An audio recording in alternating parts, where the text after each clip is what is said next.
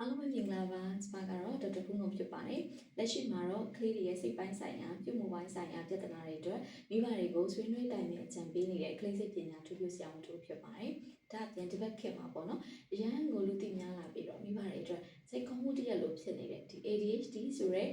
ဒီ neurodevelopmental disorder အတွက်ပေါ့နော်ပြုမှုပိုင်းဆိုင်ရာထိန်းကျောင်းမှုတွေအတွက်ဆွေးနွေးတိုင်ပင်အကြံပေးနေတဲ့ကလေးစိတ်ပညာထူးထူးဆရာဝန်တို့လည်းဖြစ်ပါတယ်ဒါအပြင်ကျွန်မကပေါ့နော်ဒီကိုယ်တိုင်လေးတားလေးတစ်ယောက်ပဲဖြစ်တဲ့အတွက်ကြောင့်မလို့ကလေးတွေကိုပြုစုစောင့်ရှောက်ပေးရဲဆိုတဲ့ဒီ parenting journey မှာပေါ့နော်ဒီမိခင်ဘဝပေါ့မိဘဘဝခီးလန်းရှည်တခြားမှာမိဘတွေရောကလေးတွေရောပျော်ရွှင်ချမ်းသာအောင်မြင်စွာနဲ့ကျမတို့ကလေးတွေကိုရုပ်ပိုင်းဆိုင်ရာစိတ်ပိုင်းဆိုင်ရာသိမှုပိုင်းဆိုင်ရာတွေဖွံ့ဖြိုးတိုးတက်မှုတွေအတွက်ပေါ့နော်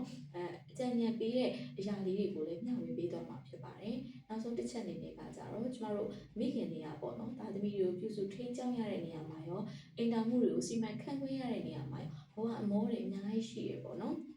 အဲ့ဒီလိုဘဝအမောတွေကြားတွေကနေပြီးတော့ကျမတို့ကိုယ်တိုင်လည်းပျော်ရွှင်တဲ့လူသားတစ်ယောက်ဖြစ်အောင်ပျော်ရွှင်တဲ့မိခင်တစ်ယောက်ဖြစ်အောင်ပြီးတော့ကျမတို့တာဝန်ယူထားရတဲ့မိသားစုကိုလည်းပျော်ရွှင်ချမ်းသာစွာနဲ့ဖွံ့ဖြိုးတိုးတက်ဖို့အတွက်ပေါ့နော်ဘလို့အချက်လက်လေးတွေအသုံးပြုရမယ်ပြီးတော့နောက်တစ်ခုကကြတော့ကိုယ်တိုင်ပေါ့နော်မိခင်တွေရဲ့ကျန်းမာရေးဆိုင်ရာအချက်လက်ကလေးတွေကိုလည်းကျမမျှဝေပေးသွားမယ် channel လေးဖြစ်ပါတယ်ရှင်ကျေးဇူးများတင်ပါတယ်ရှင်